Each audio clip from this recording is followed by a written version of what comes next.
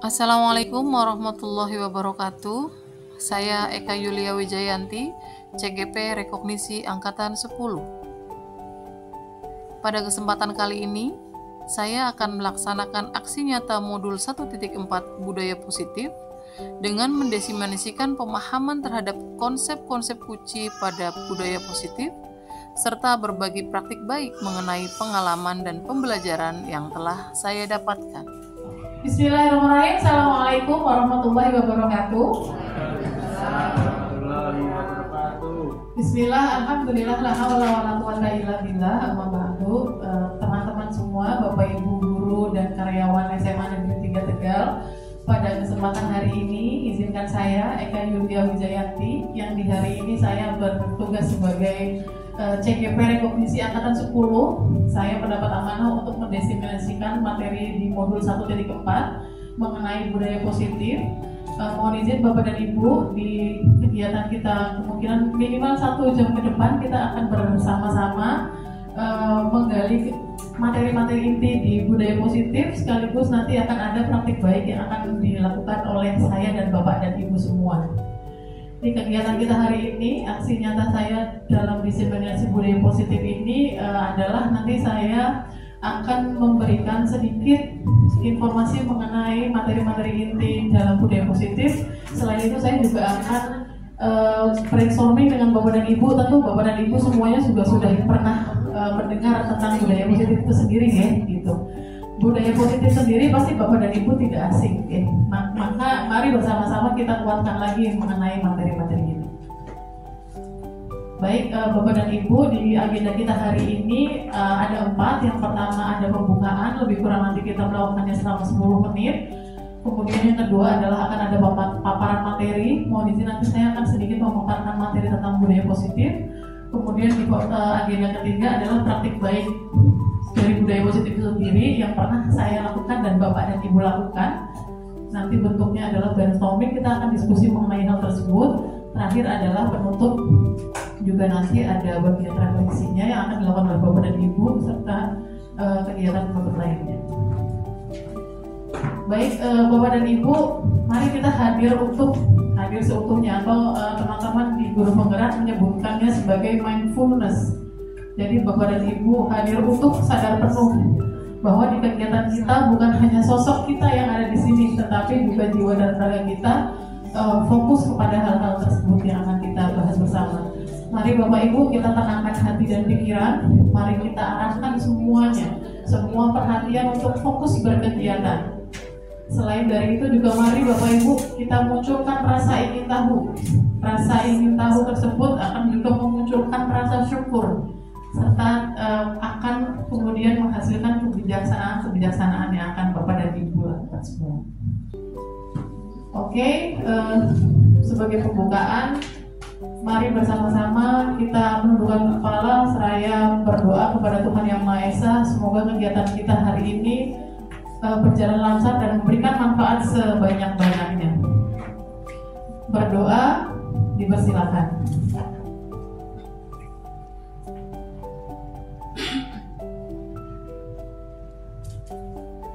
Berdoa selesai.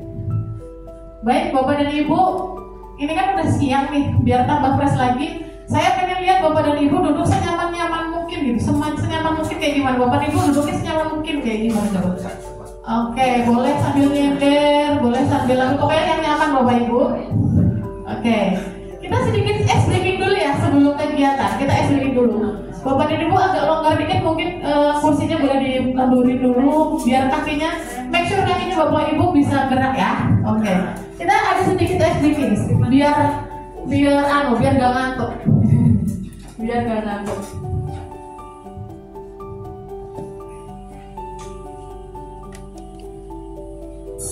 Yo, up, take it down. Kayak gini gerakannya, up, take it down, take it down. Up, take it down. Duduknya ya Bapak Ibu. Up, one, yo, up, in, out. Kanan kiri, kanan, kiri. Ya Bapak Ibu, jangan kanan tuh. Oke, biar gak ngantuk. Ayo pelan-pelan di sini. Tangannya sekarang Bapak Ibu. Kaki sekarang tangan dari kaki.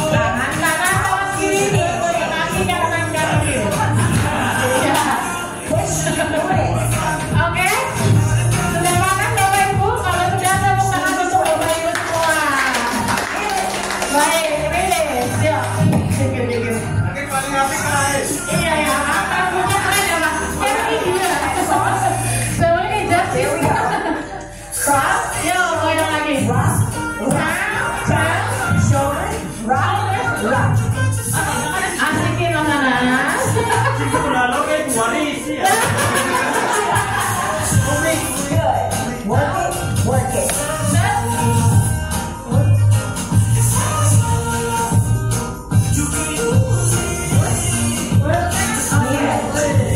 Kakinya mau ibu. Iya, tahan. Enak. Kalau olahraga ya kita di rumah jarang olahraga kita olahraga di sini. Awas nggak sih jangan dikit-dikit. Shoulders, asik.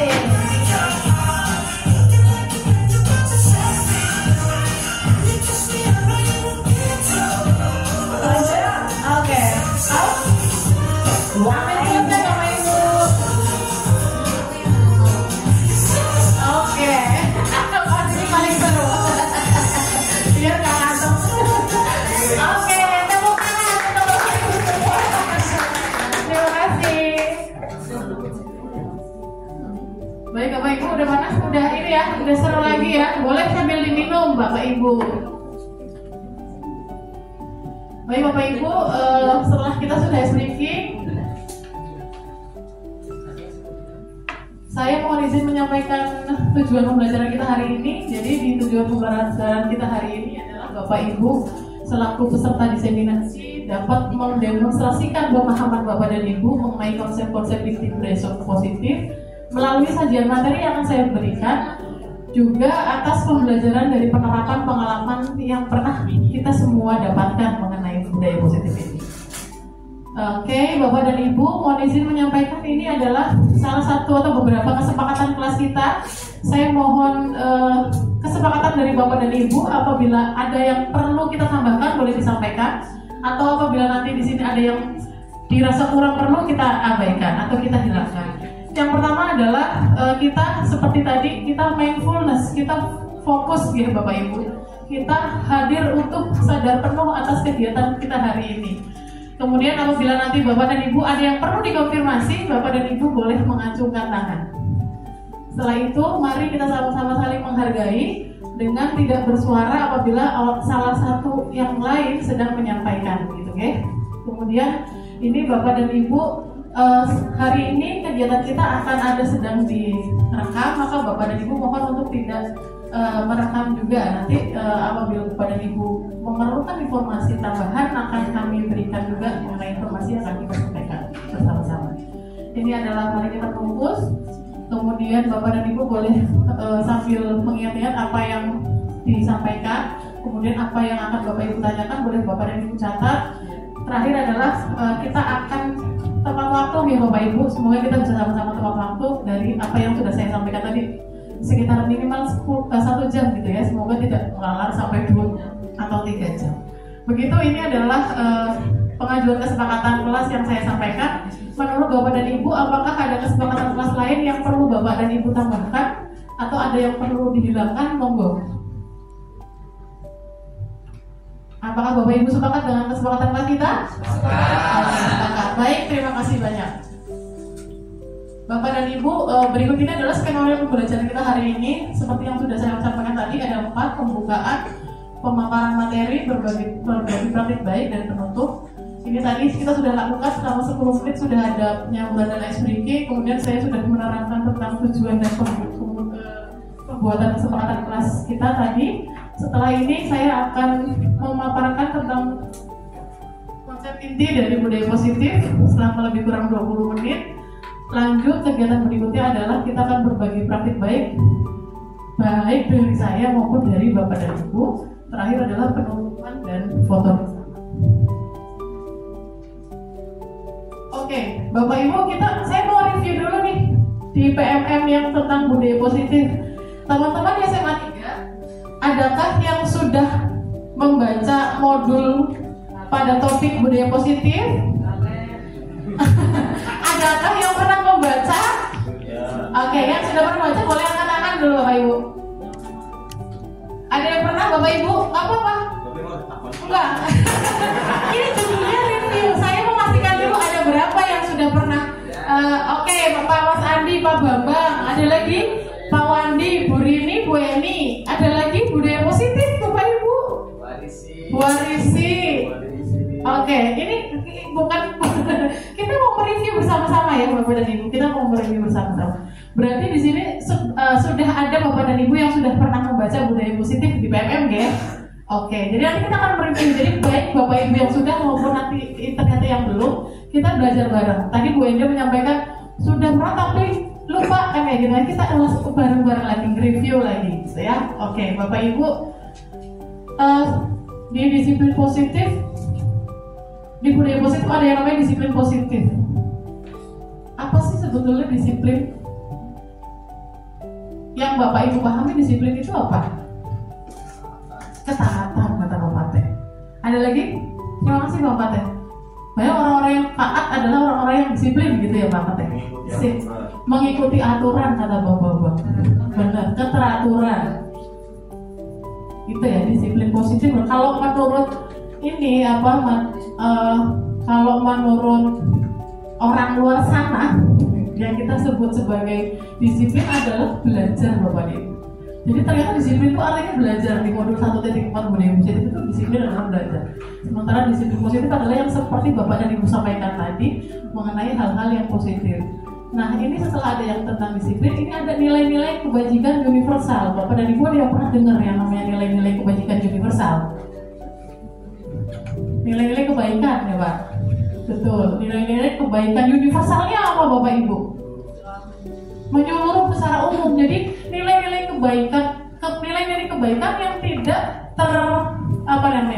tidak terpengaruh oleh suku, ras, agama dan lain-lain gitu. Itu disebut sebagai nilai-nilai kebajikan universal. Oke, itu ya Bapak Ibu. Ini mereview ya.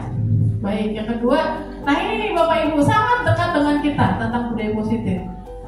Apa yang Bapak dan Ibu ketahui tentang perbedaan dari hukuman, konsekuensi, dan restitusi? Hukuman menyakitkan, benar banget Pak. Hukuman itu menyakitkan. Menyakitkan buat yang dihukum ya Pak ya. Kebanyakan kalau hukuman itu satu arah. Jadi anaknya yang terhukum, peserta didik kalau di sekolah ya, banyak peserta didik yang terhukum. Kalau konsekuensi apa Pak? Benar banget. Betul kata Pak Wandi. Konsekuensi itu adalah sebelumnya sudah disepakati dulu anak-anak. Jadi sudah tahu nih konsekuensinya akan seperti apa. Jadi keyakinannya dibahas dulu, dirembuk dulu. Nanti kalau tidak sesuai dengan keyakinan, maka konsekuensinya akan seperti ini. Anak-anak udah tahu kayak gitu. Nah kalau restitusi, positif kemarin pasti kenal restitusi ya. Di observasi ada restitusi kan? Apa sih? Memperbaiki kerugian ataupun kerusakan yang biasanya dilakukan oleh siswa. Oke benar. Jadi memperbaiki apa yang sudah ada kembali supaya siswa tersebut kembali ke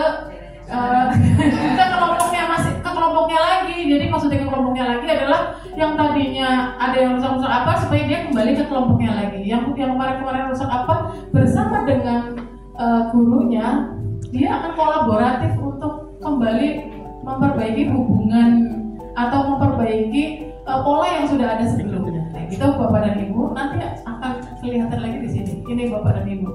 Kalau hukuman, ini adalah bedanya. Ini hukuman sebetulnya masih banyak lagi. Nanti kita akan bahas lebih detail lagi. Ini yang hukuman, ini yang disiplin. Jadi disiplin itu ada yang bentuknya konsekuensi, ada yang bentuknya restitusi. Kalau hukuman yang Pak Bambang bilang tadi, hukuman itu sesuatu yang menyakitkan, kayak gitu kata Pak Bambang.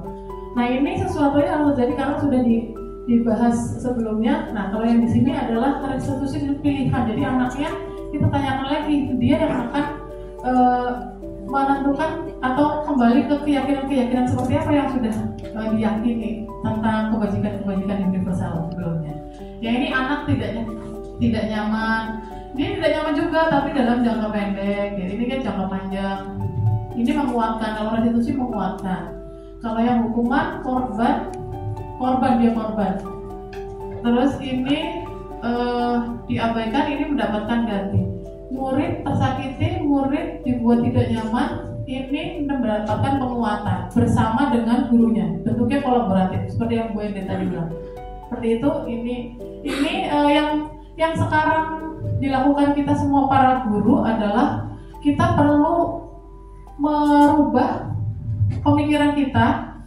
Ada pemikiran yang harus kita rubah mengenai paradigma lawas. Kalau di sini sebutnya adalah dulu kita ada stimulus respon, maka sekarang paradigmanya kita coba geser ke teori kontrol. Nanti kita akan bahas tentang teori kontrol. Jadi kalau stimulus respon itu dulu kayak gini. Realisasinya dulu menurut teori ini, dulu itu semua orang kebutuhannya sama. Kalau versi ini ya, stimulus respon. Sementara kalau menurut teori kontrol, semua orang tuh punya kebutuhan yang berbeda-beda, maka nanti perlakuannya akan berbeda juga gitu. Semua orang melihat hal yang sama, setiap orang punya gambaran yang berbeda. Kita kan satu dengan yang lain juga pemahaman tentang dunia beda-beda ya gitu. Ini mencoba mengubah agar orang berpandangan sama dengan kita. Kalau di sini kita berusaha memahami pandangan orang lain tentang dunia. Gitu, kita memahami tentang dia. Kenapa sih seperti itu, kita gali dulu. Seperti itu Ibu, Bapak Ibu, kira-kira bisa dibaca perilaku buruk sebagai suatu kesalahan. Kalau di sini semua perilaku memiliki tujuan atau ada kebutuhan. Contoh yang paling kecil saja, yang sering sekali kita ini ya, Bapak Ibu yang bertugas di depan sebagai petugas piket, biasanya kan Bapak Ibu ketemu sama yang namanya anak-anak terlambat ya. Iya, terus ada beberapa, bukan di sini nih, ada di sekolah atas sana. Di sekolah sana ada anak yang datang tergopoh-gopoh, udah langsung kamu terlambat, bla bla bla bla. Pusat, misalkan kayak gitu. Kamu terlambat lari sekian meter, atau kamu bersihin WC dan segala macam. Sementara kita tidak menanyakan terlebih dahulu sebetulnya anak ini tuh sedang punya kebutuhan apa. Kalau kita mengonfirmasi ke yang bersangkutan, kita tanya dulu setidaknya anak ini tuh sedang mempunyai kebutuhan apa. Jangan-jangan anak ini kalau malam tuh jualan, ya kan? Kemudian tidurnya terlalu pagi sehingga paginya dia terlambat misal. Berarti kan sebetulnya ada yang perlu kita follow up dari apa yang menjadi permasalahan peserta didik. Itu hanya salah satunya. Atau kalau tiba-tiba anak terlambat, kita bisa menanyakan dulu, ternyata kecelakaan di perjalanan atau bocor lah dan lain-lain gitu. Jadi yang perlu ditanya, yang perlu dilakukan adalah mengonfirmasi kepada yang bersangkutan dahulu. Itu Bapak dan Ibu, ini mungkin nanti akan kita bahas lebih lanjut lagi.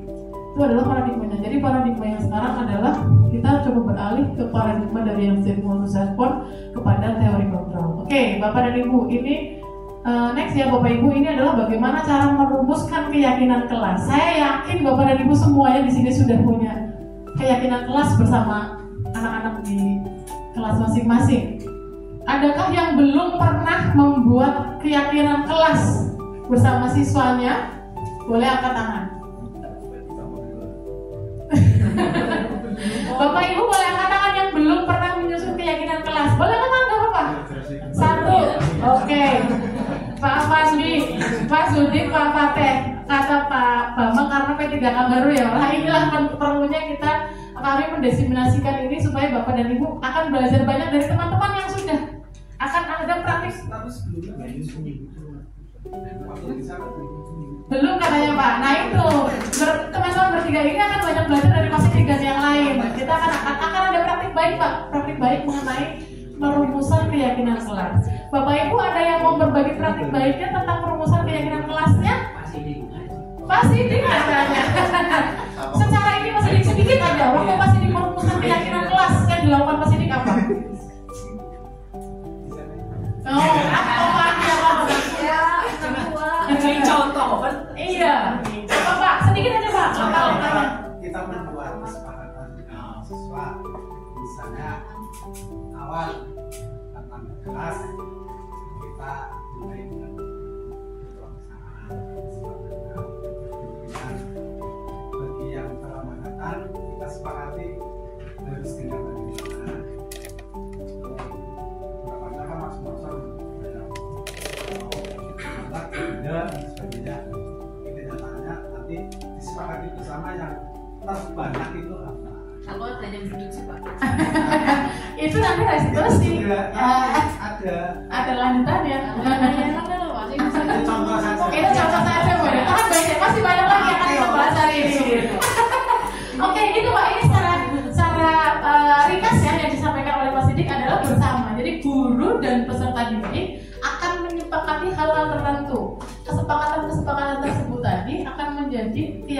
kelas bahwa misalkan masih disampaikan tadi kalau terlambat begini-begini, berarti pasti akan bersama dengan peserta didiknya meyakini bahwa tepat waktu adalah salah satu keyakinan kelasnya yang itu tadi pengertian kebajikan universal. Jadi tepat waktu adalah salah satu bentuk kebajikan universal kayak gitu. Terima kasih banyak Mas Sidik, tepuk tangan dong buat Mas Sidik. Oke. Oke, ya. Next ya. Berikutnya.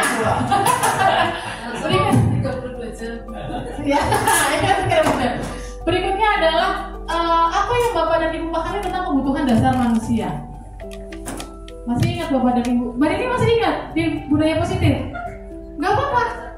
Masih ingat nggak Mbak?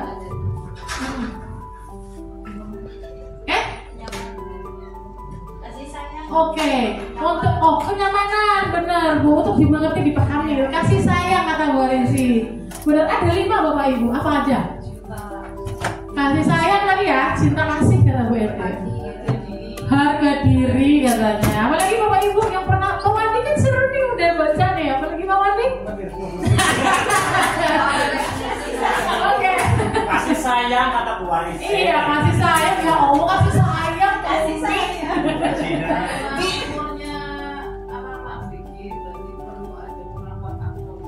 Aktualisasi diri, ya oke. Aktualisasi diri Maslow ya Mas Sidik. Teori kebutuhan menurut Maslow itu aktualisasi diri paling tinggi itu. Kalau kebutuhan biologis yang paling bawah kata Maslow.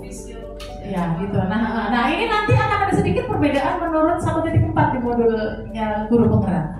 Kita lihat ya Bapak Ibu.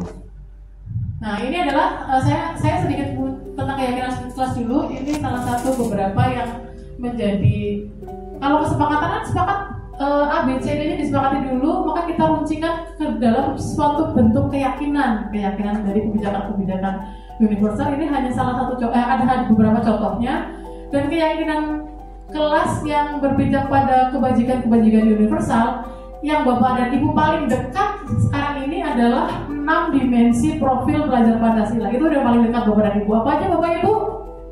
Masih ingat kan ya? Ada nyanyiannya. Beriman dan bertakwa kepada Tuhan Yang Maha Esa dan berhak mulia, ya kan? Ada nyanyiannya. Gotong royong, mandiri, kreatif, kritis, berkebinekaan global, gitu ya. Berkebinekaan. Oke, apa itu konsepnya Bu Ende? Gak apa-apa, jadi kita jangan berkebinekaan global. Ya benar, itu di luar ini kita juga nanti, jadi kalau ada tanggung jawab dan segala macam ini. Jadi kalau tadi ini ada kreatif, ya kalau masih dibilang tadi ada yang namanya disiplin berpakaian lah atau segala macam, nanti dikerucutkannya ke situ. Oke Bapak Ibu, ini antara keyakinan kelasnya. Nah inilah yang disebut dengan kebutuhan dasar manusia. Kalau menurut modul ini ada 5 kebutuhan dasar manusia. Yang pertama adalah kebutuhan bertahan hidup.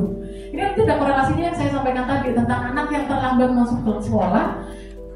Ternyata dia ada kebutuhan di luar yang kita tidak tahu. Dia sedang butuh untuk bertahan hidup di malam hari, sehingga paginya dia tidak bisa berangkat tepat waktu setiap saat misalkan, atau saat itulah misalkan, kayak gitu. Nah contoh ini kebutuhan tentang rasa kasih sayang dan rasa diterima.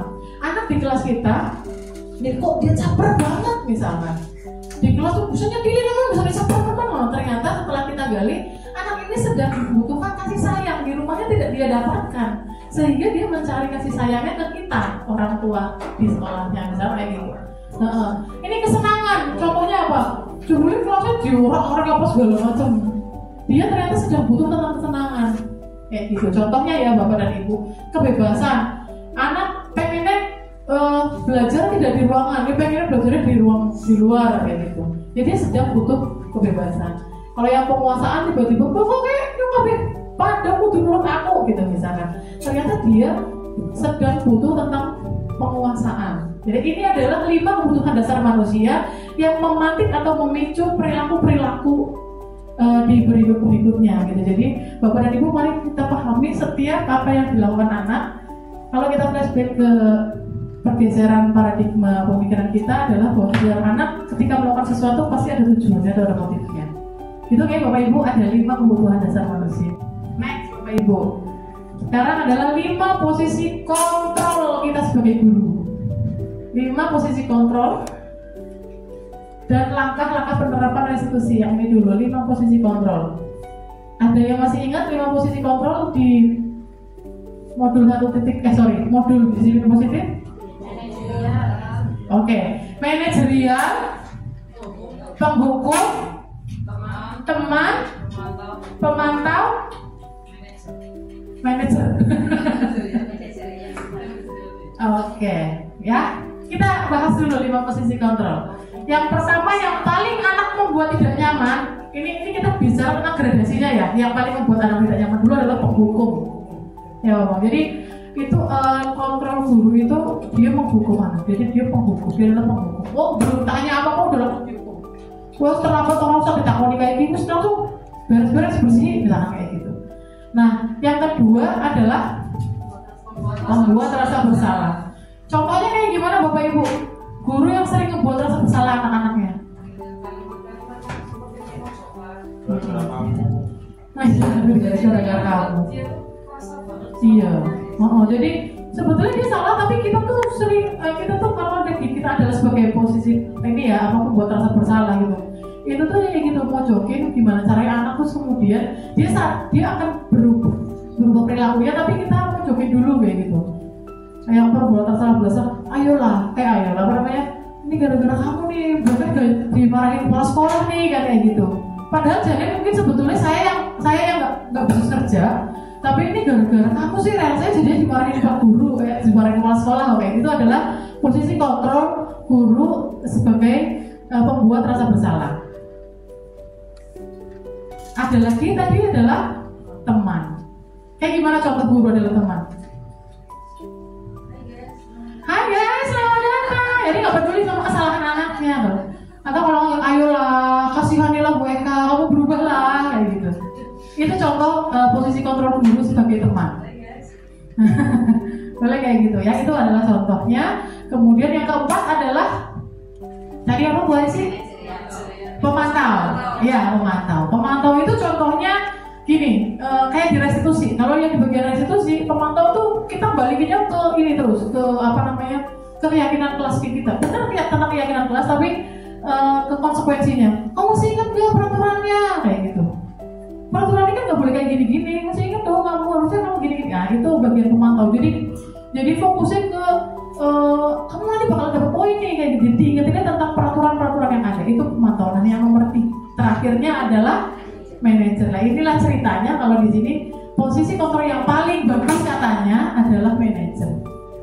Itu Bapak dan Ibu. Kalau manajer nanti kenanya ke bagian ini yang restitusi. Oke, next Bapak Ibu. Ini tentang langkah-langkah penerapan segitiga restitusi. Ada berapa langkah segitiga restitusi? 3. Pertama, identifikasi masalah. Oke, clear. Nomor 2, menstabilkan apa? Emosinya anak gitu. Emosinya anak. Ya, oke. Nomor 3? Yang ketiga itu apa ya maksudnya? Keyakinanku. Oke, tentang keyakinan. Jadi anak ini keyakinan apa ya gitu ya? Oke, Bapak Ibu. Betul. Kira-kira apa yang Bapak Ibu sampaikan tadi sesuai dengan apa yang akan saya tunjukkan ini, Bapak Ibu. Betul sekali, Bapak Ibu. Ini tadi saya lihatkan tentang posisi kontrol dulu. Yang pertama ini adalah penghukum. Kedua, membuat rasa bersalah, teman, pemantau, dan manajer. Ini juga sedikit sebelum sampai di restitusi, Bapak Ibu silakan mari kita tanya ke diri kita masing-masing, Bapak Ibu. Kalau di rumah terhadap anak-anak kita, Bapak dan Ibu seringnya menggunakan posisi kontrol yang mana? Pemantau. Cie. Cie. Apa ini?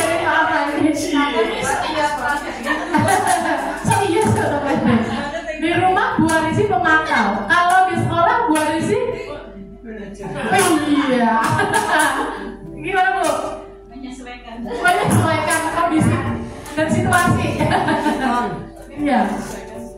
Mari Bapak Ibu kita review ke diri kita masing-masing. Kita tuh kalau anak kita di rumah lebih lembut kepada mereka yang misalkan anak kita dengan anak kita yang anak kita di rumah dan anak kita di sekolah melakukan kesalahan yang sama gitu, perlakuannya beda nggak? Iya. Nah itu Bapak Ibu. Harapannya ya, kita baik di rumah maupun di sekolah adanya di bagian yang manajer. Iya. Iya, jadi mari terus belajar Bapak dan Ibu sampai kita ada di posisi yang ini gitu ya. Oke. Baik, ini adalah tentang segitiga restitusi, ada 3 sisi yang sudah Bapak dan Ibu sampaikan tadi. Kalau kata Bu Ede tadi yang pertama tentang menstabilkan identitas. Jadi yang dilakukan pertama kali di restitusi adalah menstabilkan identitasnya dulu. Kenapa perlu menstabilkan identitasnya? Supaya anak ada bagian yang mendasari bahwa tidak semua orang tidak suka dengan dia. Bahwa ketika dia melakukan kesalahan, bukan berarti semua orang nggak suka sama dia. Bukan berarti semua orang nggak peduli sama dia. Nah ini adalah kita stabilkan identitas dulu. Contohnya adalah misalkan ada anak yang melakukan kesalahan nih datang ke kita semua akan melakukan hal yang terbaik yang bisa kita lakukan. Jadi kalau menurut teori kontrol ini adalah kita yakin bahwa ada motif tertentu yang dilakukan oleh anak. Jadi anak melakukan itu bukan tanpa alasan gitu kan. Kayak ini kaitannya di sini. Kemudian setelah menstabilkan identitas, divalidasi tindakan yang salahnya. Semua perilaku memiliki alasan. Nanti akan saya tunjukkan praktik segitiga restitusinya. Terakhir adalah menanyakan keyakinannya. Gini ya, kita semua memiliki motivasi internal. Gitu Bapak dan Ibu. Jadi restitusi itu ada 3. Yang pertama menstabilkan identitasnya dulu. Contohnya adalah semua orang pernah melakukan kesalahan gitu contohnya. Terus yang keduanya validasi tindakan yang salah. Di sini adalah kita tahu anak itu salah. Contoh yang lain adalah Bu Eka tahu kamu bersalah, tapi Bu Eka lebih ingin tahu apa yang akan kamu lakukan setelah ini kayak gitu. Ini bagian dari validasi tindakan yang salah. Terakhir adalah menanyakan keyakinan. Contohnya kalau anak yang tidak nyaman di kelas, misalnya saya nggak nyaman Bu di kelas, maka pertanyaan yang bagian ini adalah kita tanyakan ke anak, kita gali ke anak, kelas yang ideal menurut kamu tuh seperti apa kayak gitu. Jadi nanti dari situ kita jadi paham, anak-anak keluar tuh, oh saya berharap seperti ini, yang sekarang terjadi seperti ini. Gitu ya Bapak Ibu. Oke, ini adalah main mapnya dari yang namanya disiplin positif. Tadi sepintas sudah saya sampaikan ke Bapak dan Ibu. Ini adalah teori kontrol yang tadi sudah kita bahas. Ini adalah makna disiplinnya, bahwa disiplin adalah juga belajar mengontrol diri. Ini teori motivasi Bapak Ibu. Di teori motivasi itu ada 3 hal. Di teori motivasi Bapak Ibu, anak-anak kita ketika melakukan sesuatu ada 3 yang melatar belakanginya menurut modul ini. Yang pertama adalah menghindari hukuman. Jadi anak-anak kalau lagi dia berpakaian yang rapi, itu kenapa dia bisa sampai berpakaian yang rapi? Apa karena takut akan hukuman? Apa karena dia pengen dapat imbalan atau pujian? Atau dia akan ingin menghargai dirinya sendiri? Nah itu adalah salah satu teori motivasi. Contohnya hari ini misalkan, saya terima kasih banyak Bapak dan Ibu berkegiatan di sini. Ini motivasinya juga ada banyak. Nah, saya yakin Bapak dan Ibu motivasinya adalah menghargai diri sendiri untuk belajar gitu ya. Karena setiap orang melangkahnya masing-masing mempunyai motivasi berbeda-beda. Ini adalah posisi kontrol. Nah, posisi kontrol yang menghukum dan membuat rasa bersalah ada 5 ya tadi ya. Penghukum dan membuat rasa bersalah ini berarti anak-anak bergeraknya karena menghindari hukuman. Untuk yang teman dan pemantau, mereka adalah motivasinya mendapatkan imbalan. Sementara yang manajer ini adalah menghargai diri sendiri. Nah ini adalah segitiga restitusi. Terakhir adalah menanyakan keyakinan. Ini kembali ke keyakinan kelas dan motivasi kebajikan universal. Ini adalah bagian yang 5 kebutuhan dasar manusia: bertahan hidup, penguasaan, kasih sayang, dan rasa diterima, kesenangan, dan kebebasan. Begitu Bapak dan Ibu. Ini adalah salah satu contoh praktik baik yang saya lakukan seperti yang sudah dilakukan oleh Mas Sidik tadi. Jadi di dalam kelas 10.3 misalkan, ketika saya menyusun keyakinan kelas bersama anak-anak, yang saya lakukan pertama kali adalah saya membagikan sticky note ke anak-anak tentang harapan anak-anak di kelas ini. Kelas ini anak-anak ingin seperti apa gitu ya.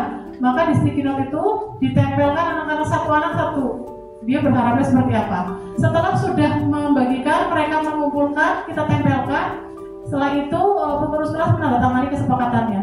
Dari sini, dari 36 sticky note yang ditempel, maka akan saya saringkan menjadi kesepakatan kelas yang berubah menjadi keyakinan kelas. Itu lebih ini lagi, terintisarikan lagi gitu. Setelah itu guru dan ketua kelasnya menandatangani kesepakatan kelas di hadapan forum. Ini adalah kesepakatan. Kalau ini ada 36, kemudian diintisarikan di sini saya hanya ada 5 kesepakatan kelas atau keyakinan kelas yang bermuara pada kebajikan universal. Baik Bapak Ibu, saya mohon izin untuk menunjukkan praktik segitiga restitusi yang saya lakukan. Untuk bisa Bapak dan Ibu telah bagian mana yang penstabilan identitas, bagian mana validasi kesalahan, bagian mana ini penanyakan keyakinan. Assalamualaikum warahmatullahi wabarakatuh. Saya Eka Yulia Wijayanti, CGP Rekomisi Angkatan 10. Pada saat ini saya akan mendemonstrasikan secara kontekstual mengenai praktik segitiga restitusi pada modul 1.4 budaya positif. Berikut adalah skenario pelaksanaan praktik segitiga restitusi atas pelanggaran berupa ketidakhadiran tanpa keterangan.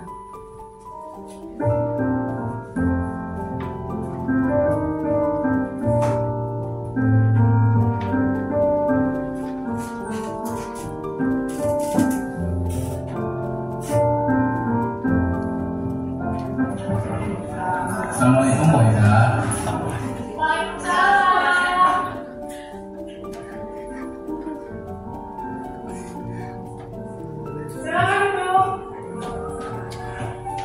Dan pelajaran siapa sekarang? Sudah izin dengan beliau?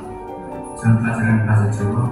Tadi saya udah izin sama Maimunah buat memenuhi panggilan dari PK. Terima kasih Pak Kopi sudah berkenan memenuhi panggilan PK dalam Maska. PK ingin mengonfirmasi beberapa hari kemarin selama 3 kali Mas Taufik tidak berangkat ke sekolah. Apa ada yang ingin Mas Taufik sampaikan? Tunggu dari kemarin saya bolos 3 hari. Apakah saat ini Mas Taufik telah menjadi orang yang baik bagi diri Mas Taufik sendiri? Apakah Mas Taufik saat ini tengah menjadi orang yang baik bagi diri Mas Taufik sendiri? Jadi kita sedang mengonfirmasi. Kita stabilkan identitasnya dulu. Jujur saya kan yakin. Jujurnya yakin Mas Taufik melakukannya bukan tanpa alasan. Saya yakin Mas Taufik melakukannya bukan tanpa alasan. Itu bagian dari itu Bapak Ibu. Jadi ada keberpihakan kita terhadap peserta didik, sehingga dia merasa diterima. Iya Bu, saya kurang buka di kelas. Adakah sudah di kelas? Kalau boleh jujur, saya gak punya teman Bu di kelas. Seperti apa gambaran kelas yang ideal menurut Mas Taufik? Seperti apa gambaran kelas yang ideal menurut Mas Taufik? Nah itu, jadi kita gali dari anak. Anak kan merasa gak nyaman di kelas. Nah, gambaran yang nyaman tuh kayak gimana sih? Kira-kira cerita. Menurut saya kelas yang bisa berinteraksi dan bisa bekerjasama antar teman. Menanyakan keyakinan. Kemudian, apakah Mas Taufik sudah berinteraksi dan bekerjasama dengan teman-teman Mas Taufik di dalam kelas? Saya rasa belum Bu. Saya malu untuk mengajak ngobrol dan saya menunggu mereka untuk mengajak saya ngobrol terlebih dahulu. Apakah hal tersebut adalah keyakinan kelas yang sudah kita sepakati sebelumnya? Bukan Bu. Jika demikian, apa yang perlu Mas Taufik sesuaikan kembali? Saya bakal mulai membuka diri saya kepada teman-teman dan saya juga akan berusaha untuk memulai percakapan kepada mereka. Itu tadi kita tanyakan tentang keyakinannya dia, keyakinan kelasnya apa. Jadi berdasar keyakinan kelas tersebut tadi, itu adalah yang akan dia lakukan. Baik Mas Taufik, terima kasih banyak atas pemahamannya. Berikutnya semoga kita terus berupaya untuk berpijak pada keyakinan kelas yang sudah disepakati bersama. Baik Bu, siap. Terima kasih banyak Mas Taufik. Silakan bisa kembali ke kelas. Terima kasih Bu. Assalamualaikum warahmatullahi wabarakatuh. Waalaikumsalam warahmatullahi wabarakatuh.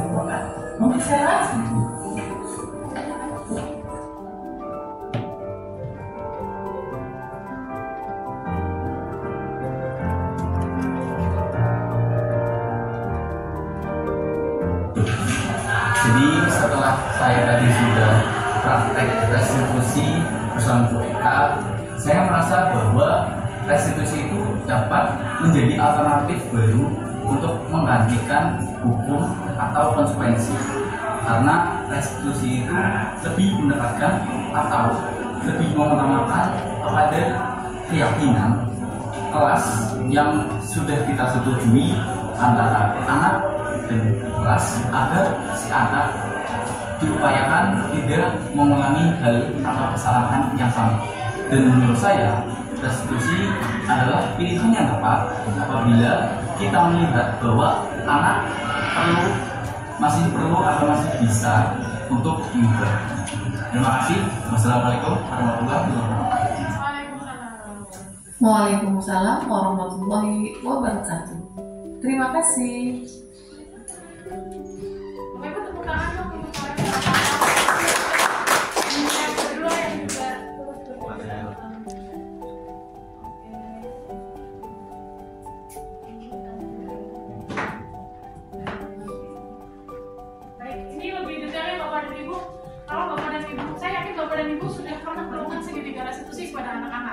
Ini adalah beberapa contoh yang bisa Bapak dan Ibu berikan kepada anak-anak setiap sisi dari segitiga restitusi.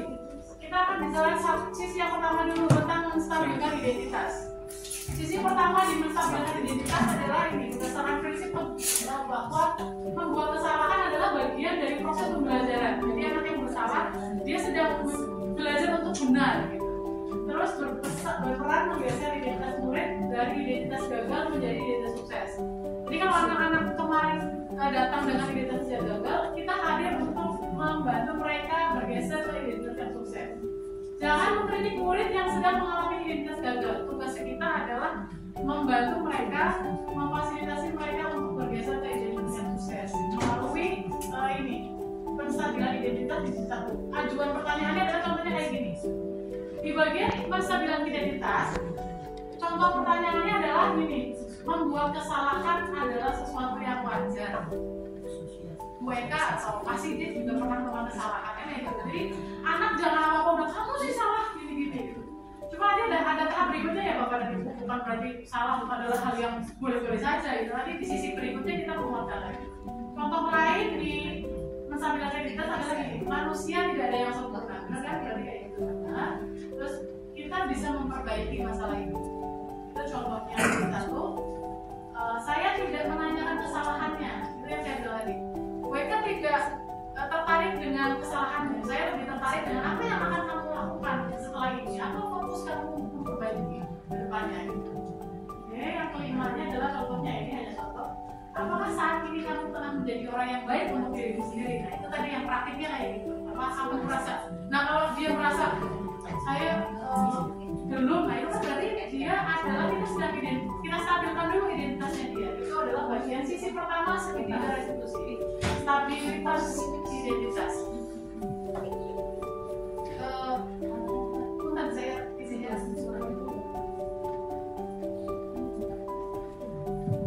Yang kedua adalah sisi yang kedua adalah validasi tindakan yang salah. Di validasi tindakan yang salah ini beberapa hal pertanyaan yang bisa diajukan adalah kamu bisa saja bertindak lebih gegabah dari ini. Itu setelah sisi yang pertama sudah ya. Di sisi yang pertama sudah kita stabilkan identitasnya dia, maka berikutnya adalah sampaikan bahwa kamu bisa saja bertindak lebih gegabah dari ini. Kalau dia habis berantem misalkan sama temannya, bukan berarti kita kamu sih salah dan segala macam. Walaupun itu kita bisa orang jawab alhamdulillah masih anak kayak gini kayak gitu bagiannya sendiri. Kamu bisa saja bertindak lebih gegabah dari ini gitu. Nah itu tanda atau kamu bukan melakukannya tanpa alasan. Yang tadi saya tunjukkan ya. Terus kamu melakukannya karena mempertahankan sesuatu yang penting bagimu, bukan ya? Terus ini mungkin kamu bisa mempelajari sesuatu perilaku yang baru yang lebih efektif. Bersediakah kamu mempelajarinya? Bentuknya tawaran Bapak dan Ibu, bukan ngajarin. Bentuknya tawaran. Ini adalah sisi kedua. Nah ini bagian sisi ketiganya. Sisi ketiganya yang disampaikan oleh Pak Wandi tadi tentang menanyakan keyakinan. Kembalikan lagi keyakinan kelas. Contoh di dalam kelas ada anak yang melakukan pelanggaran. Bapak Ibu yang kemarin observasinya menggunakan budaya positif. Bu Rini mana budaya positif? Ya. Nah di budaya positif kemarin teman-teman kan ya. Iya, restitusi itu kan di bagian terakhirnya adalah menanyakan keyakinannya. Kita kembalikan bahwa ada di kelas kan ada kesepakatan kelasnya kan. Nah kita kembalikan, apakah itu sudah sesuai dengan keyakinan kelas kita kayak gitu. Nah ini contohnya. Sebagai keluarga apa yang kita yakini? Ini kalau kebetulan kita anaknya seandainya sedang masalah tentang keluarga, atau ada lagi nilai-nilai apa yang kita sepakati sebelumnya, itu di keyakinan kelasnya. Terus seperti apa gambaran kelas yang ideal bagimu? Contoh tadi kalau misalnya dia nggak nyaman di kelas kayak gitu, terus ini kamu pengen jadi orang kayak apa sih? Nah itu kan jadi nanti muncul gambaran bahwa anak ini pengennya gini, maka nanti kita arahkan dari situ. Begitu Bapak Ibu ya. Jadi 3 sisinya adalah tentang menstabilkan identitasnya dulu, keduanya tentang kita memfasilitasi tindakan yang salah. Jadi bukan berarti dia salah kita salahkan, tapi kita validasi, kita kasih tahu bahwa dengan pertanyaan-pertanyaan yang kemudian dia yakin bahwa dia salah dan dia akan memperbaikinya. Yang ketiga adalah menanyakan keyakinan. Ini kembali ke nilai-nilai kebajikan universal. Baik, saya mau minta tolong 2 orang, 1 laki-laki, 1 perempuan. 1 perempuan sebagai Bu Eka. Saya mau minta tolong Bu Eni. Boleh maju Bu Eni. Bu Eni akan bertugas sebagai Bu Eka. Bu Eni kita akan praktek restitusi Bapak Ibu. Bu Eni boleh pilihkan salah satu nama untuk menjadi seorang Rizky. Silakan Bu Eni pilih. Boleh pilih siapa saja di sini.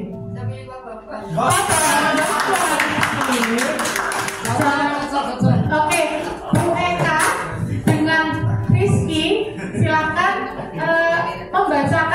membacakan ini adalah skenario tentang segitiga restitusi ya. Oke. Bu Eka, ini ceritanya Rizky adalah murid yang melanggar peraturan membawa kendaraan bermotor padahal masih kelas 10 kayak gitu ya. Ya, Rizky akan menyampaikan, Bu Eka akan menjawabnya. Ini ada satu lagi.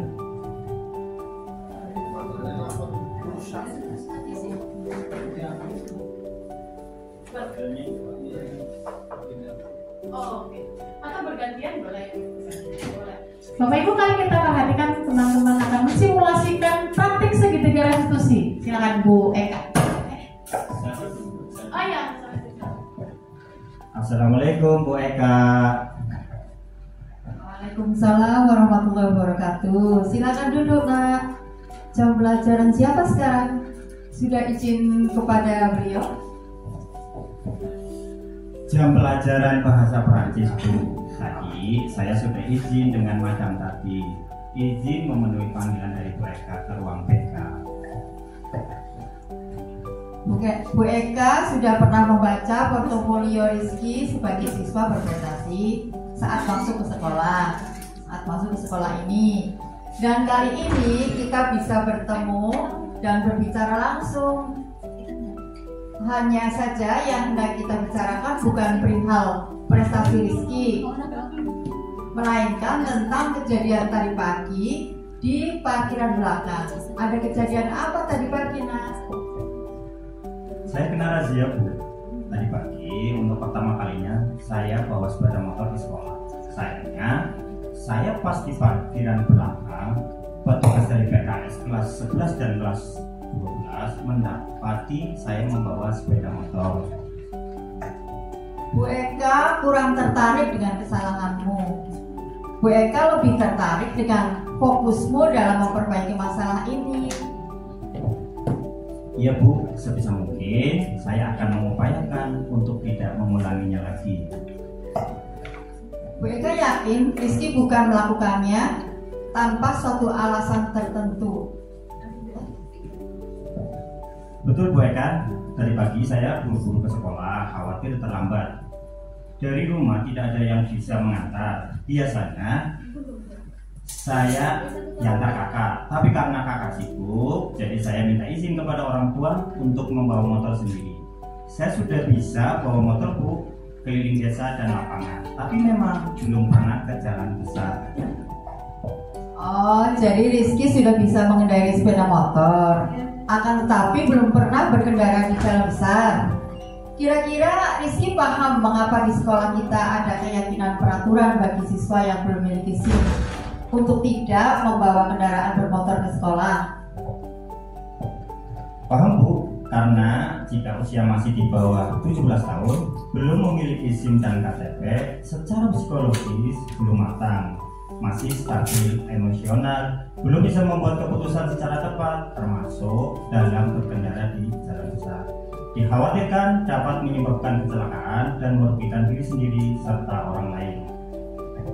Wah, keren. Alhamdulillah Rizky sudah paham. Maka selanjutnya, nilai apa yang kita yakini dari peraturan ini dan apa yang akan Rizky lakukan kemudian?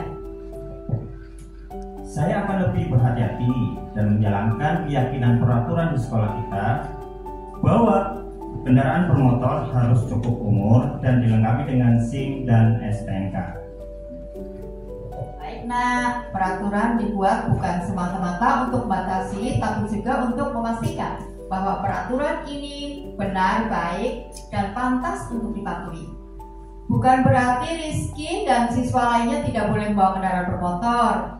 Pada waktunya tentu akan diperbolehkan dengan berlaku syarat. Jika sudah matang ditunjukkan dengan usia 17 tahun dan setiap bertanggung jawab atas konsekuensi yang mengiringi kejadian saat berkendaraan di jalan. Terima kasih Rizky atas pemahamannya. Selanjutnya mari kita tegakkan komitmennya. Siap Ibu Eka, mohon bimbingannya. Terima kasih nak, silakan. Boleh kembali ke kelas. Baik Bu, wassalamualaikum warahmatullahi wabarakatuh. Waalaikumsalam warahmatullahi wabarakatuh. Terima kasih banyak Bu Eni dan Bapak. Tepuk tangan untuk dua aktor kita Bapak Ibu. Oke, luar biasa ya. Baik Ibu Bapak, setelah tadi kita melihat secara visual tentang praktik langsung dari guru dan siswa di ruang BK, baru saja Bapak dan Ibu juga melihat secara langsung skenario yang Bapak Bambang dan Ibu ini sampaikan tadi. Jadi di sini ada bagian yang pertama, sisi pertama. Saya kurang tertarik, tapi fokusmu untuk memperbaiki masalahnya apa. Ini di sisi pertama. Sisi keduanya adalah validasi tindakan yang salah. Kamu tentu ada alasan melakukannya, gitu kan? Nanti muncul dari anak segala macam. Dan ini adalah tentang keyakinannya, menanyakan keyakinannya. Selanjutnya nilai apa yang kita yakini, ya gitu ya. Tentang peraturan ini apa yang kemudian selanjutnya akan dilakukan. Seperti itu Bapak dan Ibu. Jadi setelah Bapak dan Ibu sudah, saya yakin Bapak dan Ibu sudah pernah membaca dan bertambah lagi apa yang sudah kita diskusikan hari ini. Semoga Bapak dan Ibu kita semua bisa terus memfasilitasi peserta didik kita dengan sebaik mungkin, senyaman mungkin, sehingga muncul well-being, psychological well-being anak-anak di dalam ruang-ruang kelas kita. Amin. Oke Bapak dan Ibu, tibalah saatnya kita ke sesi penutup. Sebelum penutupan saya ingin sekali mendengar secara langsung suaranya Bu Arisi untuk merefleksikan kegiatan kita hari ini. Bu Arisi akan membantu teman-teman semua. Silakan Bu Arisi boleh ke depan. Bu Arisi akan merefleksikan kegiatan hari ini menggunakan model refleksi 3F atau 4F atau 4P. Fact atau fakta, peristiwanya, feeling, perasaannya gimana Bu?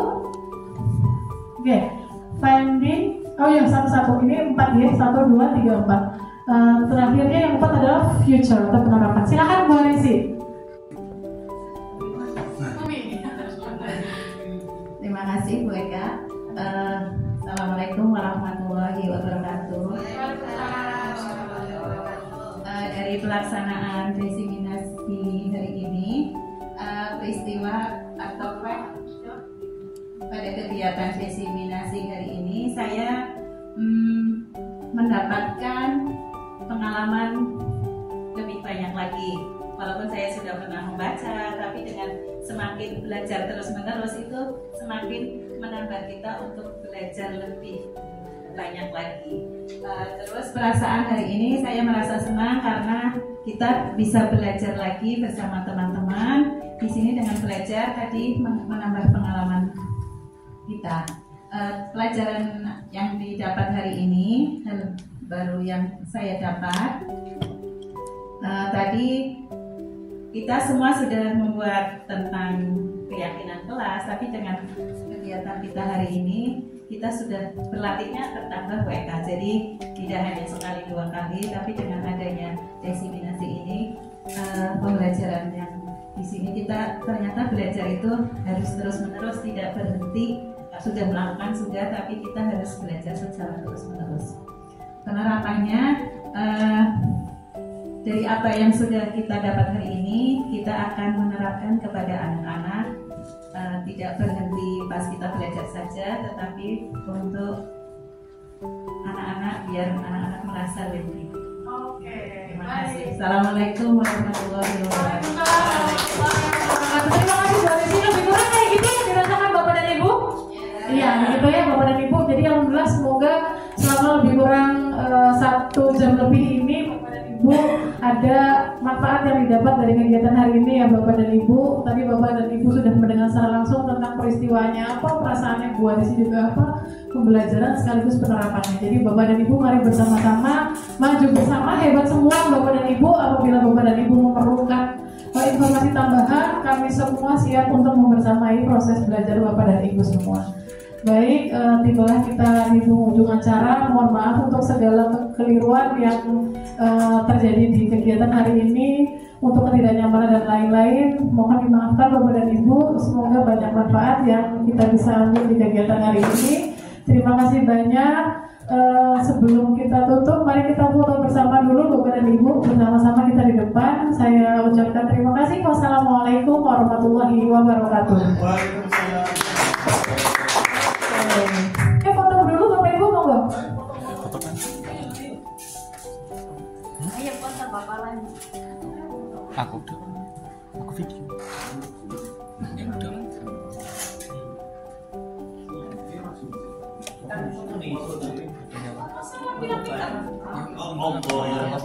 Laki-laki itu pinggir boleh dulu. Siapa harus melindungi Anda? Saya kan api. Aku harus cerita.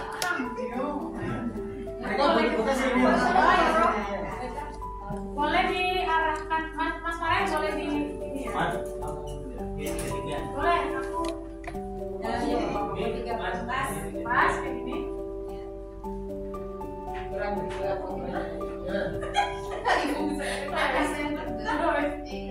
Pokoknya siap 1, 2, 3.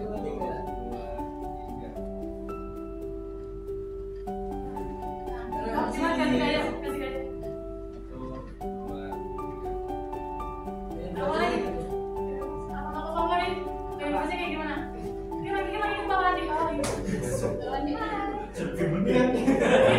Bapak. Oke, 1, 2, 3. Sudah? Terima kasih Bapak Ibu. Ya, oke. Terima kasih. Terima kasih. Wassalamualaikum warahmatullahi wabarakatuh. Sampai bertemu di kegiatan aksi nyata berikutnya.